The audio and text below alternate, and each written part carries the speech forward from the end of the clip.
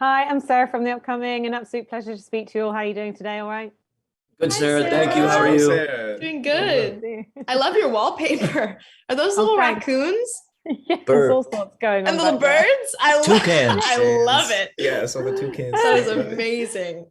Hopefully not funny. too distracting. So the sky is everywhere. I mean, what a wonderful, immersive, imaginative look at kind of experiencing love and loss as a teenager.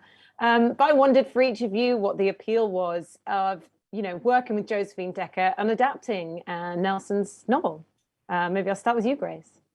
Yeah, it was such a treat. I mean, they're both such talented, just beautiful, wonderful women who are so powerful and just kind of exuded this just force over the course of the entire experience that was just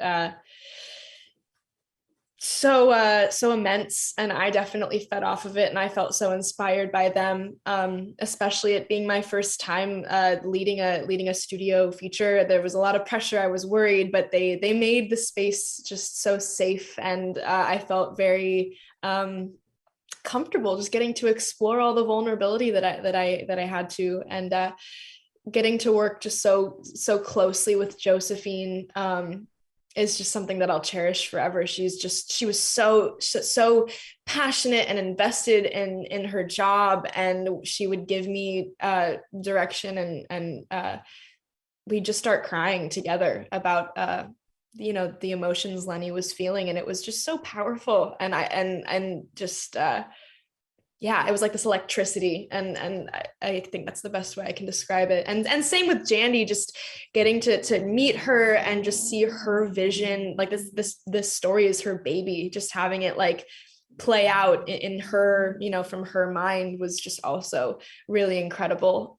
So much love to both of them. I learned so much from them. Yes, there's this really nice collaborative spirit where Jandy was super excited that her book was being made into a movie, and she got an opportunity to revisit the material, write it as a screenplay, and then hand it off and say, no, I trust Josephine and I trust her vision. She's going to take this thing that I made and turn it into something on her own. And I think that spirit was extended to us, Josephine say, hey, you do your thing. Like, I trust what you're going to do with the character. And that made for a very safe environment, one in which I felt like I could, take risks. And for you, Jacques? Yeah, God, I mean, I've spent the majority of my career working with women directors, and I gotta say, it's just better. And I feel like Josephine was incredible because she has roots coming from theater in particular. So there was just like this sense of engaging with the emotional beat of every scene was imminent, right?